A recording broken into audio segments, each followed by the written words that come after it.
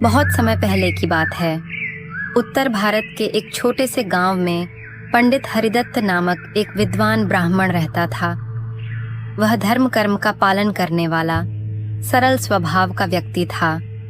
उसका जीवन पूजा पाठ, वेदों का अध्ययन और गांव के लोगों को सही मार्ग दिखाने में बीतता था।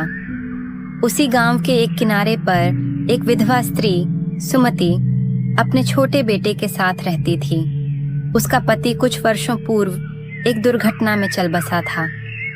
सुमति अत्यंत मेहनती और स्वाभिमानी, वह दूसरों के खेतों में काम करके किसी तरह अपना और बेटे का पेट पालती थी। गांव की रूढ़िवादी सोच के अनुसार विधवाओं को बहुत नीचे दर्जा दिया जाता था।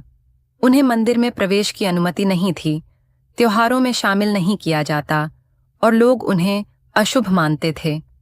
सुमति को भी ऐसे ही तिरस्कार का सामना करना पड़ता। एक दिन पंडित हरिदत्त गांव के बाहर के खेतों से लौट रहे थे।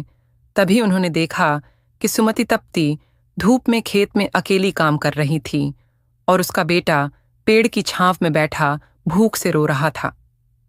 यह दृश्य देख पंडित का हृदय द्रवित हो गया। उन्होंने पूछा, बहन, तू यह सब अकेले क्यों करती है? कोई सहायता नहीं करता क्या? सुमति ने विनम्रता से उत्तर दिया, पंडित जी, विधवा हूँ। लोग मुझे अशुभ मानते हैं, लेकिन मैं किसी से कुछ नहीं मांगती, बस ईमानदारी से जीना चाहती हूँ।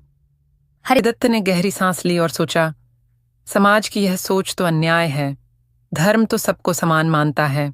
अगले दिन पंडित हरिदत्त ने गांव की चौपाल में सभा बुलाई। उन्होंने वहां उपस्थित सभी लोगों से कहा, धर्मशास्त्रों में कहीं नहीं लिखा कि विधवा अशुभ होती है। वह भी देवी है, माता है। समाज को उसकी रक्षा करनी चाहिए, न कि तिरस्कार। लोग आश्चर्यचकित थे। कुछ ने विरोध किया, पंडित जी, यह तो सदियों से परंपरा है। पर पंडित ने दृढ़ स्वर में कहा, जो परंपरा अन्याय करे वह परंपरा नहीं, अंधकार है। हमें ज्ञान की बात माननी चाहिए। कल से सुमति गांव के मंदिर में पूजा कर सकती है और मैं खुद उसका बेटा वेद पाठ के लिए अपने आश्रम में लूंगा।